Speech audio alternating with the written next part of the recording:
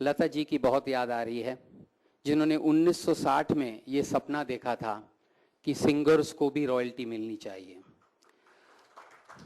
उस सपने को आगे बढ़ाने के लिए लता जी, मैंने, सोनू जी ने, अलका जी ने और हम सब जितने यहाँ काफ़ी बैठे हैं, हम सब ने मीटिंग कर करके 1990 से ये जद्दोजहद शुरू किया कि जो हमारे कानून में एक फ्लॉ था कि सिंगर्स को वोकल इंस्ट्रूमेंट का दर्जा दिया जाता था।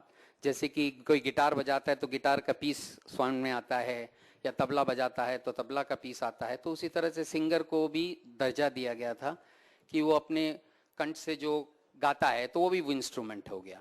ये जद्दोजहद हमने 1990 जैसे शुरू करी थी, तो 2012 में 22 साल के बाद कानून में तब्दीली आई। Both houses of parliaments unanimously passed this act, whereby recognizing that the singers and musicians should also get royalties in addition to the composers and songwriters. तो पहले वो आने वाली थी, मगर अनफॉर्चुनेट तो 2013 में जब इंडियन सिंगर्स राइट्स एसोसिएशन का गठन हो गया, उसके बाद हमने रॉयल्टीज इकट्ठा करना शुरू करी। मगर उसमें भी चैलेंजेस थे, लीगल चैलेंजेस, प्रैक्टिकल चैलेंजेस, साथ जुड़े सारे म्यूजिक कंपनीज, क्योंकि अल्टीमेटली हम सब एक ही हैं। We are two sides of the same coin. बगैर आर्टिस्ट के म्यूजिक कंपनी कुछ नहीं है, बगैर म्यूजिक कंपनी के आर्टिस्ट कुछ नहीं है। तो हमने सोचा क्यों ना इसका हम फिर से एक कर दें। और जो ये एक धारणा है, मुझे प्रेस ने भी पूछा इससे पहले, एक धारणा है कि हम लड़ रहे हैं, तो पहली बात ये कि अब हम नहीं लड़ रहे हैं। पहले भी डिसएग्रीमेंट्स होते थे, तो हम अब एक हो गए हैं। और वो एकता का सबूत ये है कि आज हमने एक ऐतिहासिक एग्रीमेंट पे साइन किया है। कहा कि आओ, कितनी बार मैं गया, कितनी बार मैं और सोनू निगम साथ में गए, कितनी बार हम और भी सिंगर्स टीम बना के गए। संजय टंडन हमेशा हमारे साथ थे।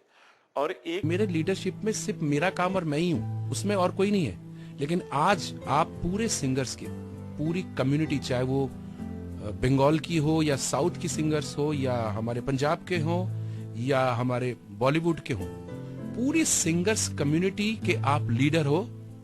जो मुद्दा आपने एक बार शुरू किया है, वो लीडरशिप में आपको सैल्यूट। मैंने जितना भी किया अपने लिए किया, मैंने सब कुछ अब काम अपने लिए किया, अपने रंगबाजी से रहा। लेकिन आप दूसरे सिंगर्स के लिए जितना कर रहे हो, एक leadership, you are leader of all the singers.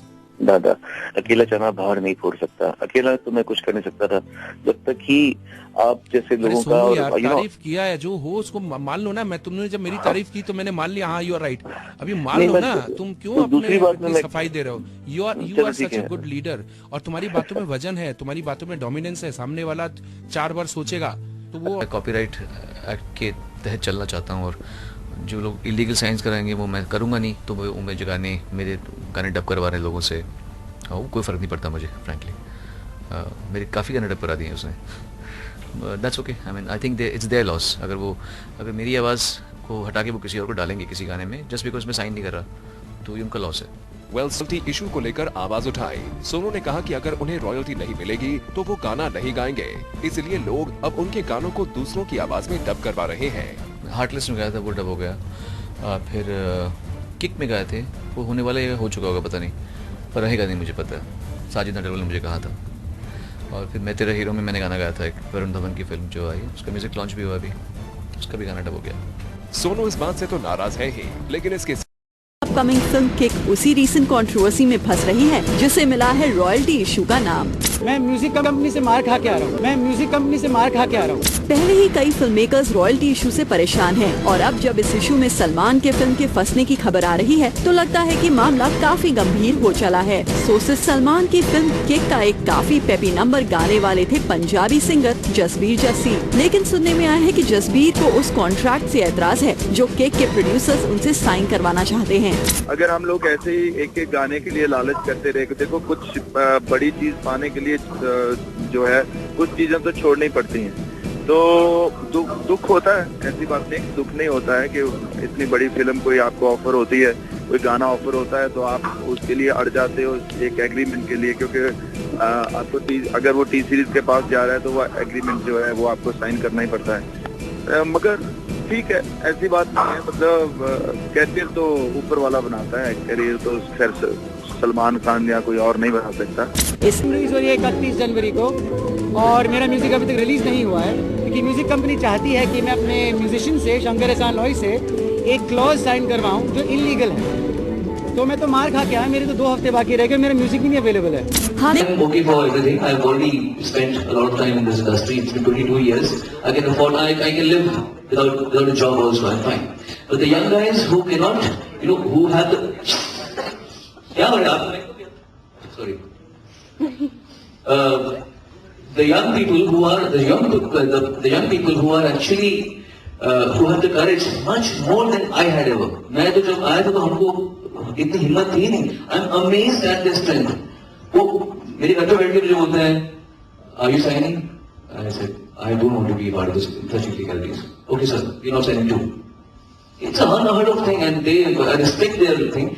Let them come out at the right time. I would not like to name them because यहाँ पे आपको पता है इंडिया में क्या होता है, इसको पकड़ो, इसको अभी गाना नहीं दबाएंगे, इसको नहीं करेंगे, इसको वो नहीं करेंगे, मैं क्यों उनका नाम लूँ? But I'm just happy about the fact that they are all with us. There are some people who are with us in spirits, but kind of timid. थोड़ा डर जाते हैं कभी-कभी कि ऐसा नहीं, वैसा नहीं. But they still are there with us. I have got the messages saying that, sir, I will not be singing a single Hindi song until this issue is resolved. And that's one of the most promising singer right now. उसका मुझे message पड़ा हुआ मेरे हाथ में अभी भी. मैं एक भी गाना नहीं गाऊंगा अभी हिंदी का कम से कम, जब तक लोग साउथ में होगा. So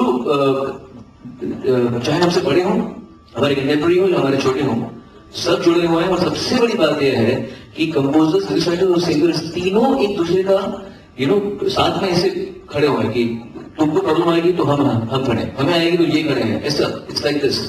So that you've been very vocal about royalties, about demanding that music companies pay up royalties to singers for their songs.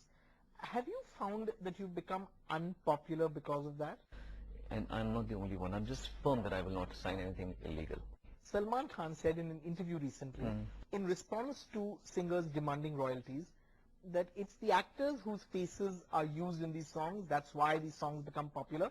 What royalties, what money are the singers asking for? If that was the case, then every song picturized on these actors would be a hit. Why is that certain songs are hit and certain are not hit? Right. There must be something in the song that worked.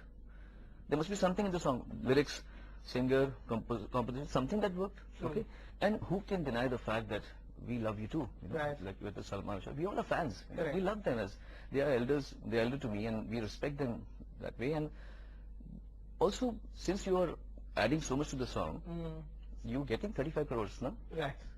And that the singer that's singing is getting 25,000 rupees. Right. So don't come down to his level. You are kings. Sure. Just think about a singer who has sung Saudi ke baal mein tujhe match kiya re. Nobody knows that singer. Right. He's very dear to me. His name is Nakash Aziz. Yeah. So that singer is not known as yet. So he would not be getting shows also, right? Correct. Still shows in there. Very small people, young people, budding artists. If they get this little thing of timely royalties and all, they can sustain.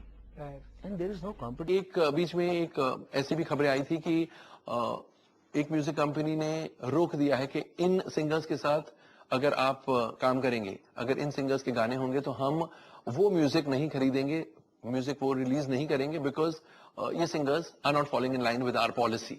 तो अगर हम कह रहे हैं गलत, अगर आप सही कह रहे हैं तो आप सही होंगे, हो सकता है. चलो लॉ मिनिस्ट्री में चलो और वहां बैठ के हम बोलते हैं कि आपने देखिए सरकार ने बनाया है ये अमेंडमेंट, लॉ आप डिसाइड करते हैं हमारे देश का, और हम पाकिस्तान में नहीं बैठे या हम जर्मनी में नहीं बैठे, हम इंडिया की कॉन्स्टिट्यूशन के लॉ की बात कर रहे हैं. तो आपने लॉ बनाया है, आप बता दो ये कॉन्ट्रैक्ट इनका है, ये कॉन्ट्रैक्ट हमारा है, किसका सही है, ये इलीगल है या नहीं है. आप अगर लॉ मिनिस्ट्री ना बोले आपको ये इलीगल है तो आप बोल देना. इतनी इंतहा तक सब इलीगल है कि उनको पता है कि ये चीज जो हो रही है ये इसलिए अनप्रेसिडेंटेड हुई है कि आज तक कभी फर्टिलिटी के इतने लोग जुड़े नहीं है. तो the secondary issue, the issue is the legality of the contracts. कि if Sonu ji's voice is to be replaced in the movie Concerned, अब आप ये देखिए कि मुझे पहले ये नहीं समझ में आ रहा है कि अगर आपने वॉइस रिप्लेस भी कर